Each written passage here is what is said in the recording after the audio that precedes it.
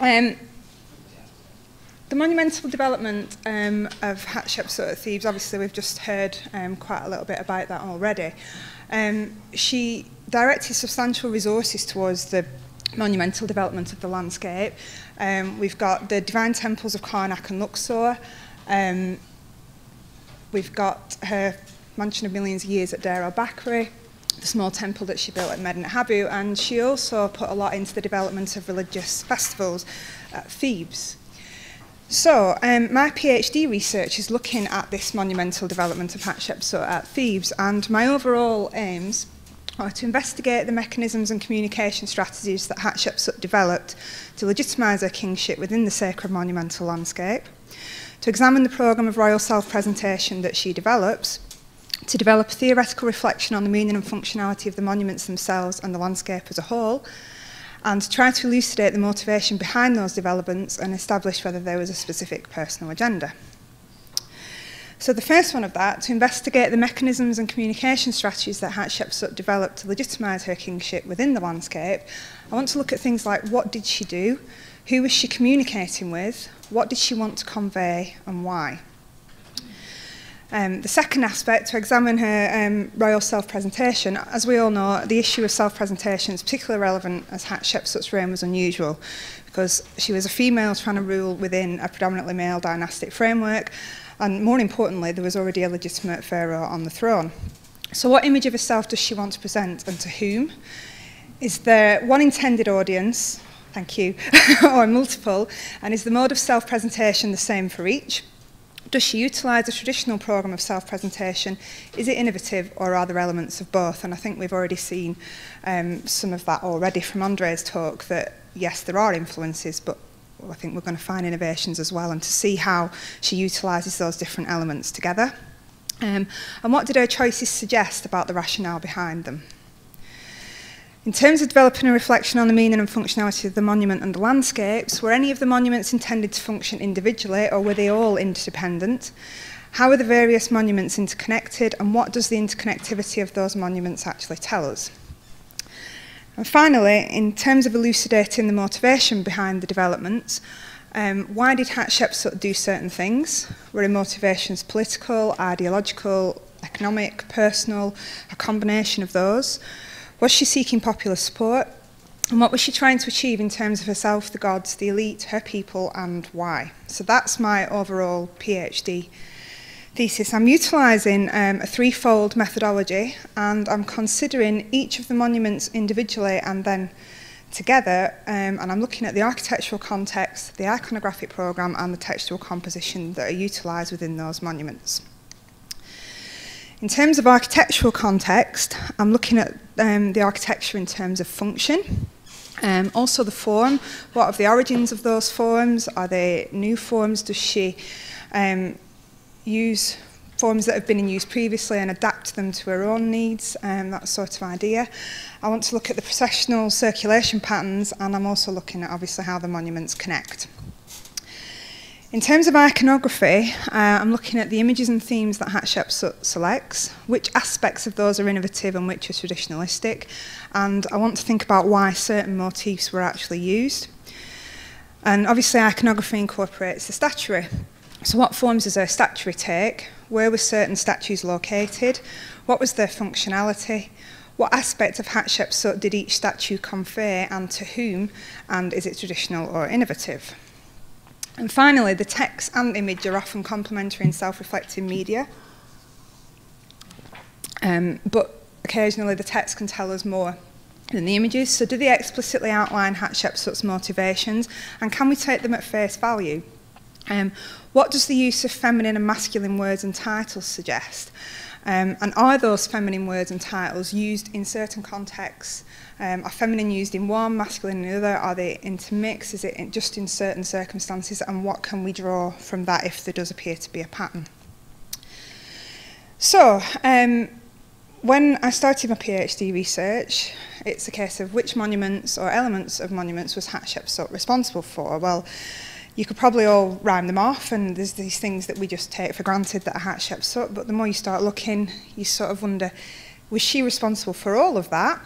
or did she adapt something else later on? And obviously that is then going to affect any interpretation of what she was doing within the landscape. So, Hatshepsut's temple at Deir el Bahari, as I think we'd all agree, is the epitome of the integration and symbiosis of monument and landscape. But was Hatshepsut actually responsible for the temple in its entirety? So that's what this paper today is going to focus on, because like I said, when I was starting off my PhD research, this became a major issue, because otherwise we can't hope to try and understand what she was doing.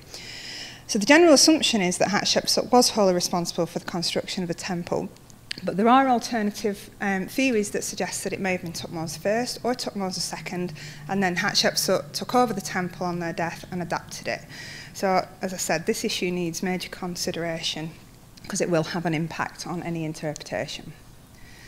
So the overall aim of my paper today is to answer the question, did Hatshepsut inherit Deir el Bahari? What is the evidence to suggest it could have been initiated by Thutmose I, and how convincing is that argument, and what conclusions can we draw about that suggestion?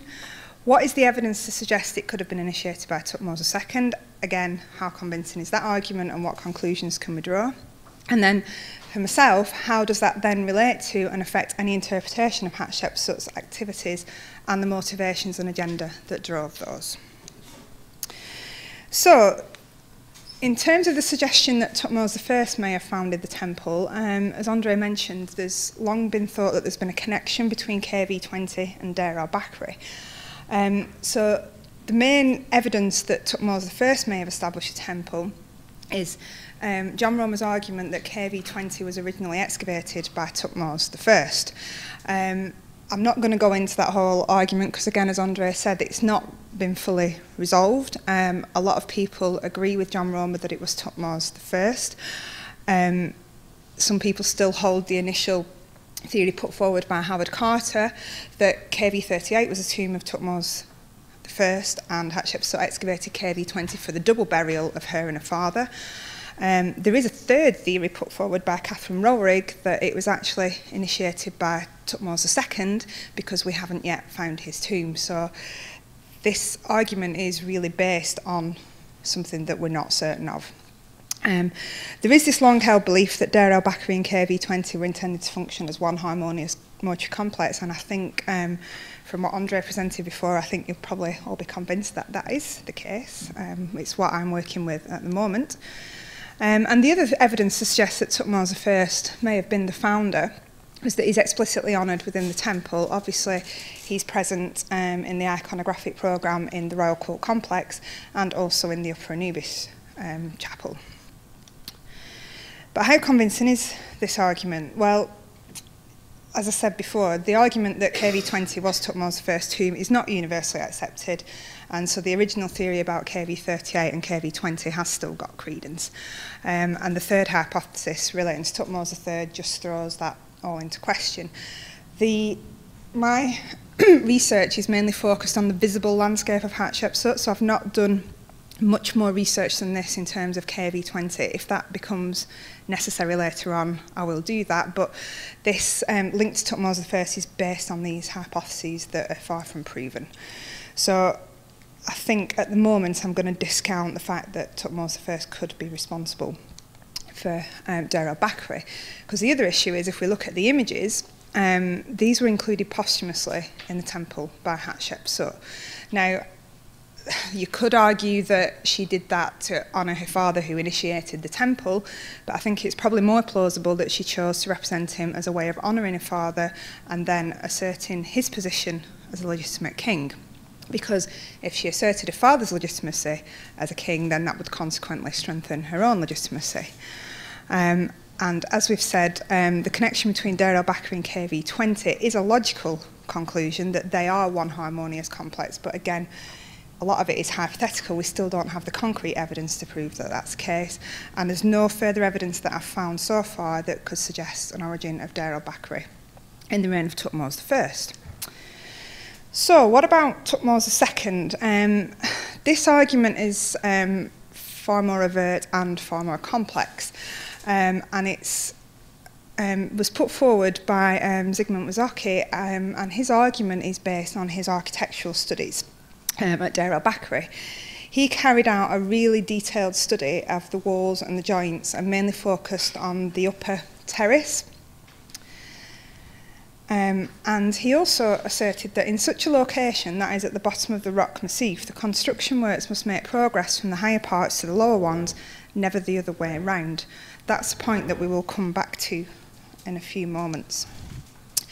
So, what did Wysocki find that made him suggest that Thutmose II was the founder of the temple? Well, the north and south walls of the upper courtyard are different to the walls of the adjoining rooms. He noticed that perpendicular and slanting walls had been used, and through examining the joints in great detail, he actually detected that some internal walls were incorporated into the original design of Deir el Bahari, but others appear to have been added later. And alterations have been made to earlier walls, and the best example is the west wall on the upper courtyard, because you can see that an alteration was made when it reached a certain point to then incorporate the niches, so it doesn't look like the niches were part of the original plan, and then they were incorporated into it. So based on the original spatial plan and the walls that he thought were original, Wysocki suggested that the original form of the upper terrace was probably more like the adjacent temple of Montehotep II, with porticos on the north, south and east, and then the sanctuary into the west wall. Wysocki concludes, as a result of this study, that the temple was constructed in 2 phases, and that each phase was based on a different spatial plan, and that the first phase was actually only in its early stages when the second phase began. So the first phase he dates to Thutmose II, and the second phase to Hatshepsut. So the 4 factors that he points to support that it was 2 different builders was the first one, that the temple had not only been rebuilt, but it had been enlarged as well, that there were 2 different spatial plans, that there were no foundation deposits at all that have been found of Hatshepsut on the upper terrace at Deir el Bahari, and that Hatshepsut's name has been extensively replaced by that of Thutmose II on the upper terrace. So, the evidence that he points to for this change of plan, that alterations were made, are that there are bonded and unbonded wall joints. So some walls are clearly reconstructed to connect originally, and then others aren't connected because they were added at a later stage. There are layers of blocks that don't align. The best example is the western wall, but there's also examples in the main sanctuary and in the solar court that these layers don't line up. There's a bricked up doorway, for example, here in the solar court, and the sections of blocks that have been cut to allow other blocks to be inserted at a later stage. But this evidence confirms that, yes, there has been a change of plan. It would be pretty difficult to argue that there hadn't, based on all of that evidence. But does this actually prove that there were 2 separate builders? So, Wysocki says that the first form of the temple was not completed because these changes look to have been brought in fairly early in the build. And so it was in its early stages when these alterations took place. He says that that is evidence that Thutmose II had begun the temple, then he died, and then Hatshepsut took over it. But conversely, to me anyway, if these modifications were made really early on, then that would be the ideal time to change your plans. If you started something and then you wanted to make an alteration, that was the best time to do it. So that isn't evidence either way, I wouldn't say. The change of architectural plan could just as plausibly reflect a change in Hatshepsut's ideological thinking, her political or personal agenda, or a consolidation of her power and control, as much as it could actually reflect a change of builder. Wysocki argues that it's not likely that one founder would completely change their own architectural plan once construction had begun, but there is evidence that this has happened elsewhere. So we've got the example of Luxor Temple. Amenhotep III made numerous alterations and modifications to his own monument during his reign. It looks like there were at least 3 separate building phases, and he made alterations as he went along, and this reflects the change in the theological thinking at that time and the king's personal agenda.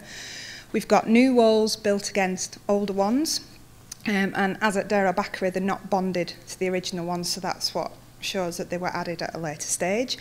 And earlier inscriptions have been partially covered by later additions to the architectural form, so that's present in the Sun Court, that certain previous texts have been covered by later additions. Further to that, if we look at Deir el Bahari, we can actually prove that Hatshepsut did initially build things and then alter them. So Wizocki tried to define the scope of work in particular stages of building phases to look at what happened. So phase 1 was assigned to Thutmose II. Phase 2 was assigned to Hatshepsut, but then he broke that down into stage 1 and stage 2, so the different processes that were undertaken there. So the royal court complex he assigns to phase 2, so Hatshepsut, her first stage of building. And when that was initially built, he states that at the time, no division of the site in front of the chapels into a vestibule and a chamber with a window of appearance was intended. So the fact that we now have the vestibule and a chamber with a window of appearance shows that Hatshepsut must have modified her plans as she was going along. This is even more obvious when we look at the Sun Court. The southern wall of the Sun Court, so the northern wall of the courtyard, was built during phase 2, stage 1. And evidence on the socle layer of this wall, and I have to hold my hand up, I haven't seen it myself, but allegedly there's evidence on there to suggest that originally this was intended to be a hypostyle hall, and obviously in its final form it's this open Sun Court with an altar. And so again, that looks like it was modified as the building progressed. So, going back to what Wizocki said, it's hardly acceptable that one finder would suddenly and completely change his architectural plan. The fact that changes in the spatial plan and other modifications did occur is not evidence to me that a different person was actually responsible for each phase. The other evidence that he quotes is the lack of foundation deposits on the upper terrace. Now, this has more credence. There have been 14 foundation deposits found at Deir el Bahari, 2 in the vicinity of the Valley Temple at Assasif, and as we know from Hatshepsut's reign, there is a plethora of foundation deposits found in other contexts, but there are none at all from the upper terrace at Deir el Bahari. So that is one of the things that is used to suggest that she didn't initiate that part of the temple. Apparently, a full investigation was carried out to see if these foundation deposits could be found, and somewhere along here, I'm assuming it's there because it says the northern end of the western wall, there was a pit that they found that looked like it could have foundation deposits in it, but unfortunately when it was excavated there was nothing found. Where these would have been on the southern end was actually part of the slope that was removed by Thutmose III when he built Jesset Arket, so there's nothing been found there either. So, the next lot of evidence is that the names of Hatshepsut on the upper terrace, especially at Deir el Bahari, have been replaced by the names of Thutmose II.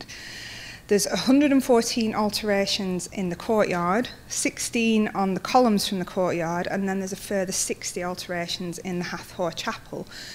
To contrast this, though, in the lower levels of the temple, it tends to be a general rule that her name was removed but not actually replaced by that of Thutmose II. So there's a concentration on the upper terrace and in the Hathor Chapel.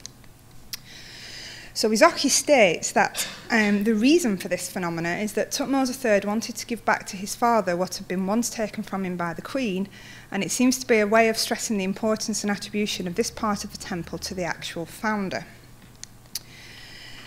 Now, a couple of issues that I wanted to raise in terms of this is that, first of all, it's problematic to compare the actions of Thutmose III to the actions of other pharaohs.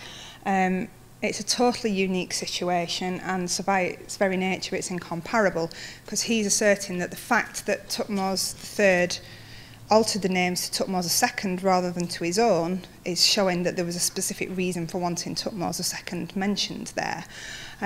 But Thutmose III was already present in the iconographic programme, and there was the whole co-regency, if we can call it that, and it may have been a reaction to that. So no other pharaoh was in that position when they made alterations to other monuments, so I think it's difficult to compare. What I would suggest is more plausible is that the areas where Thutmose II's name has replaced Hatshepsut's are in the two most important cultic areas of the temple.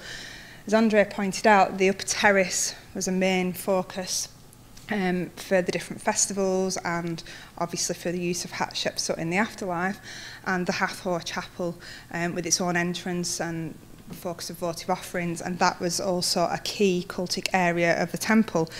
So to me, it suggests that this change is highlighting those areas of greater cultic importance, and that way Thutmose III is showing his father's legitimacy. Now, this is slightly getting off track, but I think it's worth just bearing in mind. It's not sure whether Thutmose II actually had his own mortuary provision. There has been a temple, Hatshepsut, which has been discovered down near Medinet Habu, and it was excavated by Briere in 1926. This temple bears the names of Thutmose II and Thutmose III. So it is unclear as to who actually constructed it. But the names of both kings are present within two distinct building phases. Again, it looks like it was constructed in two different phases. The decorative styles reminiscent of that utilised by Thutmose III during his reign. And the temple isn't actually listed on block 290 of the Chapel Rouge, which is a list of the temples at the time that the chapel was inscribed. So the suggestion is from these that it's more likely that it was built by Thutmose III for his father after his death. So that suggests that his father hadn't had the opportunity to make his own mortuary provision, and so Thutmose III was doing it for him. Now, if Thutmose II had initiated Hatshepsut, to me it seems unlikely that he would have begun building at Deir el Bahari as well. If Thutmose III was building it for his father, then the fact that he's replaced his father's names at Deir el Bahari and then built Hatshepsut, then that could suggest that he was making this mortuary provision for Thutmose II because he was his father and he'd not had the opportunity to make full provision. And that would also then strengthen Thutmose III's legitimacy because, as I've already said, you know, it had been an unusual situation with Hatshepsut, and then later in his reign he was probably considering the succession of his heirs, that sort of thing, and trying to just get things clear in the monumental record. So the introduction of the names of Thutmose II in prominent locations within a major temple at Deir el Bahari and across the broader landscape at Thebes would serve the purpose of strengthening Thutmose III's position as the legitimate king. And by emphasising these links in the monumental record, Thutmose III asserted his father's legitimacy and provided for his mortuary needs, and simultaneously reinforced his own legitimacy. So this is just a slide that was prepared for me by a structural geologist that I consulted, because all of Wizoki's argument about the upper terrace is based on the fact that this was the first part of the temple that was constructed. Now, I wasn't sure about this because I've never built anything in my life, so I don't understand. I've got a couple of builder friends I spoke to about it, but I spoke to this structural geologist to see how plausible Wizoki's assertion was that it had to have been built from the top down was.